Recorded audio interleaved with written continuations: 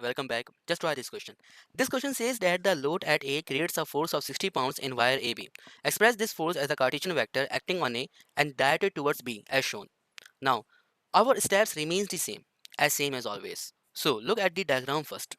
So, if you see that there are the 2 points here. One is point B and the another one is point A. So, firstly, you have to find out the locations of every single point present in our diagram. Now, let's talk about the point A first. If you see that the point A is basically lie on the z axis only, and point A is basically lie vertically downward. So wherever the point is lie vertically downward, so this 10-foot distance are considered to be as a negative distance, and it is nothing but the z value present in point A. So the location of point A are written as A bracket 0 comma 0 comma minus 10 bracket close and foot. This is basically the location of point A. Because the point A is basically lie on the z axis only, that's why the x and y present in point A is nothing but 0. Now, let's talk about the point B. If you see that this is basically our point B, which makes an angle 30 degree with y axis. So, I take the top view of this image. So, this is basically our positive y axis. This is nothing but our the 5 value, and this is basically our 30 degree. And remember this thing, this is basically the top view of this image. And this is basically our the x value. So, apply the sine theta and cos theta function here to find out the location of point B.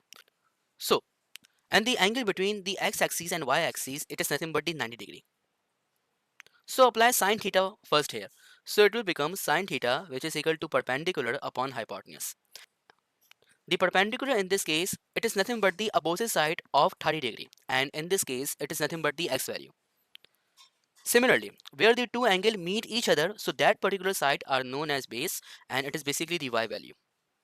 And the opposite side of 90 degree, it is nothing but the hypotenuse, and in this case it is nothing but the 5. So sine theta, which is equal to perpendicular upon hypotenuse, it is nothing but x upon 5. So x, which is equal to 5 into sine of theta. So 5 into sine of theta, and the value of theta is 30 degree. So sine 30 degree into 5, it is nothing but the 2.5 foot. This is basically the x value present in point B. Similarly, apply the cos theta function here. So it will become cos theta, which is equal to base upon hypotenuse. The base in this case, it is the y, and the hypotenuse, it is nothing but the 5. So y, which is equal to 5 into cos of theta. So y, which is equal to 5 into cos of theta, and the theta in this case, it is nothing but the 30 degree. So cos 30 degree into 5, which is equal to 4.33 foot.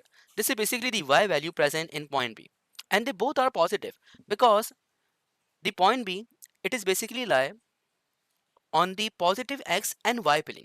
This is basically our positive y axis right here, and this is nothing but our positive x-axis. So the point B is basically lie on the positive xy plane. That's why the value of x and y present in point B, they both are positive. So the location of point B are written as 2.5 comma 4.33 comma 0 bracket close foot. This is basically the location of point B. Now our second step is to apply the position vector. So for that, let's work on it.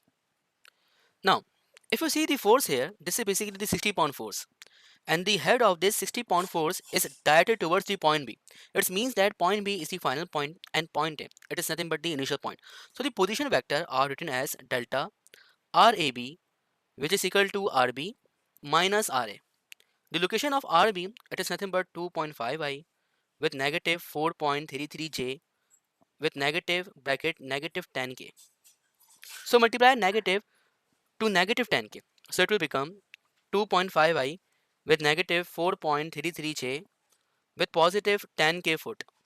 This is basically the position vector of point AB. Now, what about its magnitude? For the magnitude, we have the formula that delta RAB magnitude, which is equal to under root x square plus y square plus z square. The x in this case, it is nothing but 2.5, and the y in this case, it is nothing but 4.33, and the z in this case, it is nothing but 10. So, it could be written as 2.5 square with positive 4.33 square with positive 10 square. Now, grab the calculator, put the values into it, and solve it for the magnitude of delta RAB. So the position vector of delta RAB are written as 11.18 foot. Now, our second step is completed. We are just one step away from our success. That is, we have to convert the 60-pound force into the Cartesian form. Now, let's work on it. Now, let's hunt our last step. That is to convert the magnitude form of force into the Cartesian form. So, the vectorial form of force, which is equal to the magnitude form of force into the unit vector.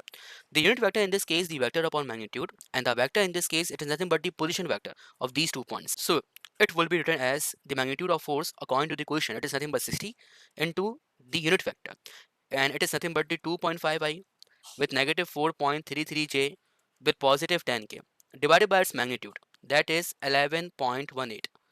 So multiply 60 to the individual unit vectors present here. So it will become the vectorial form of force, which is equal to, so 60 into 2.5 and divided by 11.18. So it will become 13.41 I cap. Similarly, 60 into negative 4.33 and divided by 11.18. So you will get negative 23.23j. Similarly, 60 into 10 and divided by 11.18, so it will become 53.66 k pounds. Now, your question has been solved here and your concept too. So please like, comment, subscribe and share it with your friends too. Jazakallah, take care. Allah Hafiz.